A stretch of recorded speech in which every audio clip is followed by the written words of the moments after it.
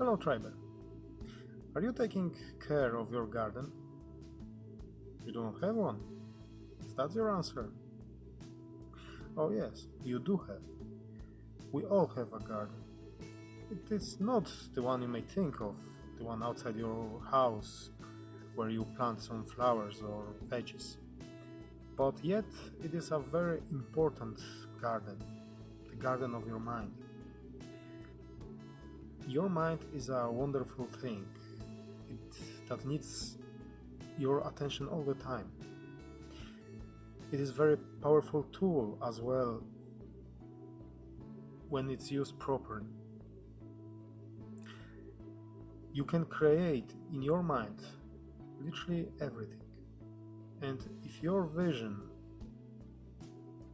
will be clear enough and strong enough, it makes you wanted to create that thing in the real world. This is very unique power we humans possess, you too. To think of something, create the vision of that thing, and then make it real. Don't you think this is amazing? Yet to be able to do this whole act of creation, you need to take care of your mind, of your garden. To have clear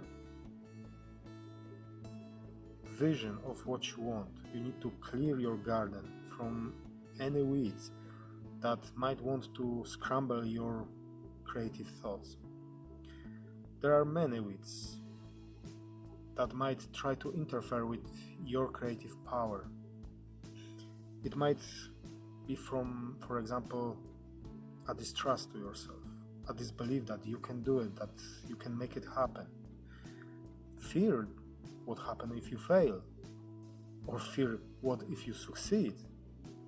Yes, I know how that sounds, though some people are afraid of success, even if they're not aware of that. You need to root all of those weeds, all of those weak thoughts out.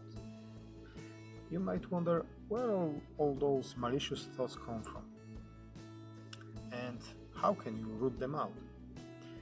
Well, most of them come from your childhood, when you were learning them, observing your parents, relatives, environment. Some of them might come when you were older and you did not know how to deal with your failures. There are many reasons. You might want to do some research yourself where your malicious thoughts come from, though do not spend on this too much time. Do not focus on this too much. Find the roots and then remove them. Remove them from your mind. It might not be easy to do so, but be strong, be persistent. Remember though that you cannot just root those thoughts out and leave it empty space. Why? Well, what happens in the real garden when you root out the weeds and leave the place empty? What you think? Exactly. The weeds come back. So every time the gardener removes the weeds, he or she plants something in that place. Same with your garden, with your mind. If you remove the wicked thoughts, you must plant on this place something that you want to think of.